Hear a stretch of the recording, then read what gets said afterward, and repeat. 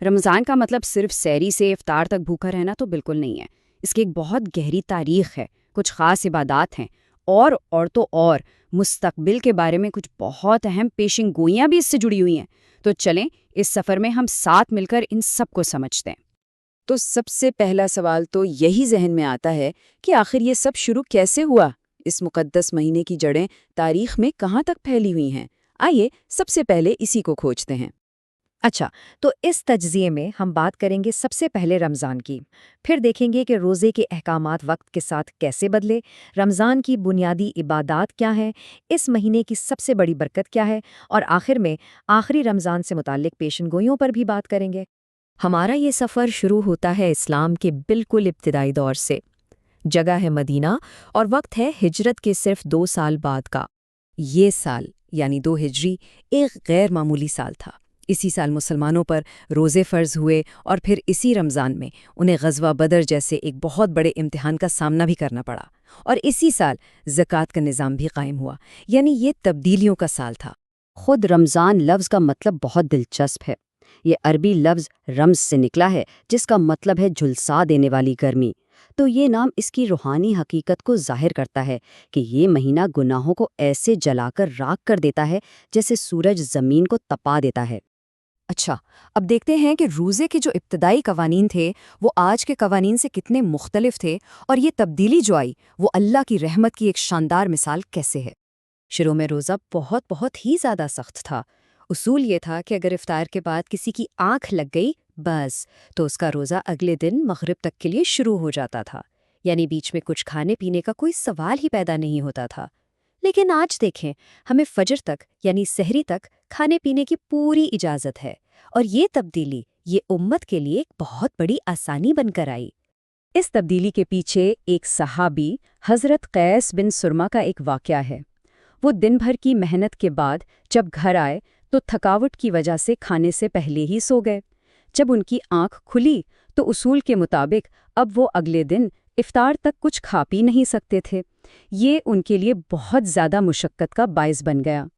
ان کی اسی تکلیف کو دیکھتے ہوئے اللہ تعالیٰ نے یہ آیت نازل فرمائی، جس نے رات بھر کھانے پینے کی اجازت دے کر سحری کے عمل کو قائم کیا۔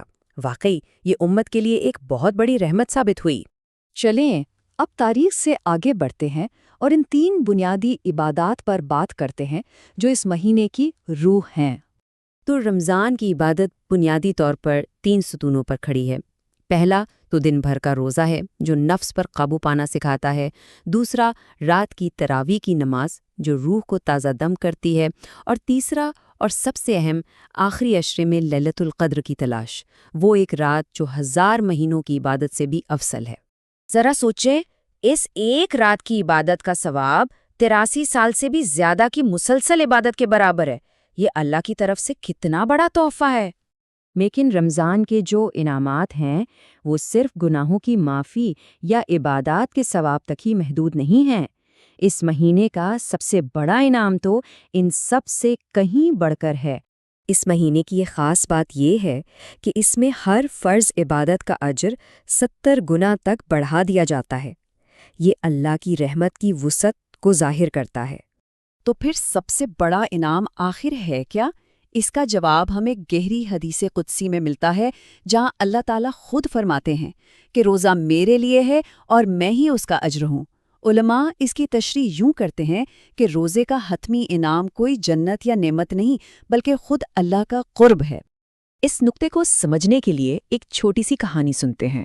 ایک بادشاہ نے اپنے دربار میں ہیرے، جواہرات اور سونے کا ایک بہت بڑا ڈھیر لگا دیا اور اپنے وزیروں کو کہا کہ جو چاہے لے لو۔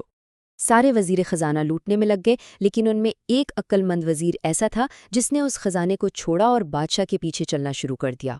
بادشاہ نے جب اس سے وجہ پوچھی تو اس وزیر نے جواب دیا، مجھے یہ تحفے نہیں بلکہ تحفہ دینے والا چاہیے، کیونکہ جب آپ میرے ساتھ ہیں تو یہ سب کچھ تو ویسے ہی میرا ہے۔ روزے کا اصل مقصد بھی یہی ہے، انعامات سے زیادہ انعام دینے والے کا قرب حاصل کرنا۔ تو رمضان کی یہ کہانی ماضی سے شروع ہو کر حال کی عبادات سے گزرتی ہے اور مستقبل کی ایک بہت اہم پیشین گوئی پر آ کر ختم ہوتی ہے، وہ نشانیاں جو آخری رمضان کی خبر دیتی ہیں۔ روایات کے مطابق جب آخری رمضان آئے گا تو کچھ واضح نشانیاں ظاہر ہوں گی، جیسے رمضان کے مہینے میں جمعے کی رات آسمان سے ایک کان پھاڑ دینے والی آواز کا آنا، ایک ہی مہینے میں چاند اور سورج گرہن کا ہونا اور کچھ دوسری بڑی تبدیلیاں۔